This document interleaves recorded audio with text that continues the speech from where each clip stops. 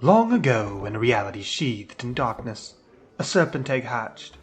Coiled around each other was Solus the sun serpent, and Dendar the night serpent. From the radiance of Solus a shadow was cast off of Dendar, and it grew to be known as the Quiet. Solus slithered through the sky, leaving streaks of light along his path, curling into a ball and nesting. The Quiet then moved the streaks of light through the sky, making the stars. Dendar shed its skin and slithered into the dark. The Quiet then took the skin and formed the planets. The shell of the egg was then crafted into the moon. It was during this that the Quiet noticed a tiny, third serpent at the bottom of the shell. Jormungandr was its name, and he slithered into the oceans of Vitore.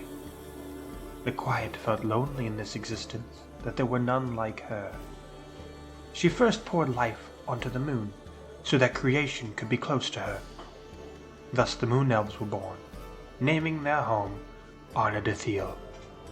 She then poured life into Vitore. Whenever life touched the world, the waters would make something new. When life struck the mountains, dwarves were born. When it cascaded to the forests, wood elves were born. When it flowed through the valleys, halflings were born.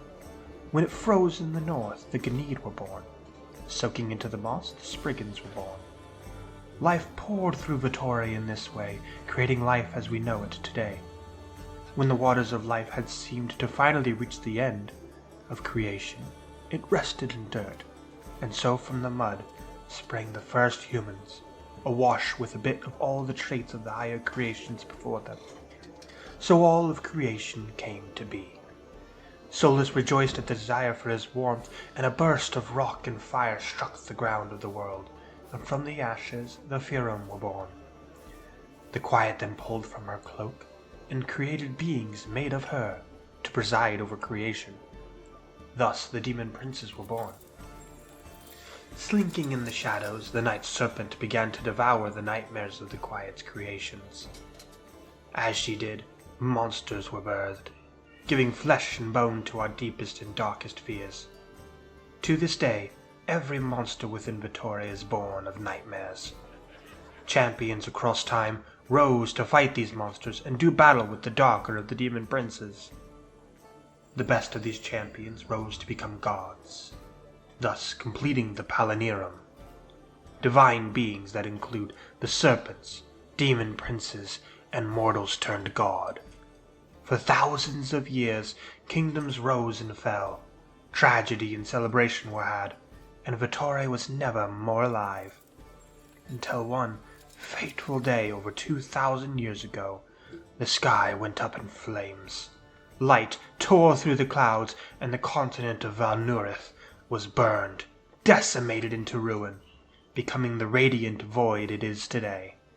Now, in the year 421 of the Age of Shards, a group of distinct individuals seek to learn truths of our world, unlocking the mysteries of Arnadithil and the legendary library Skyward, which is said to house all the secrets of Vitore.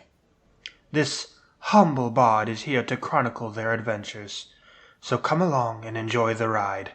Arnadithil awaits. With love and the most dazzling of smiles, Eamon Quinrell.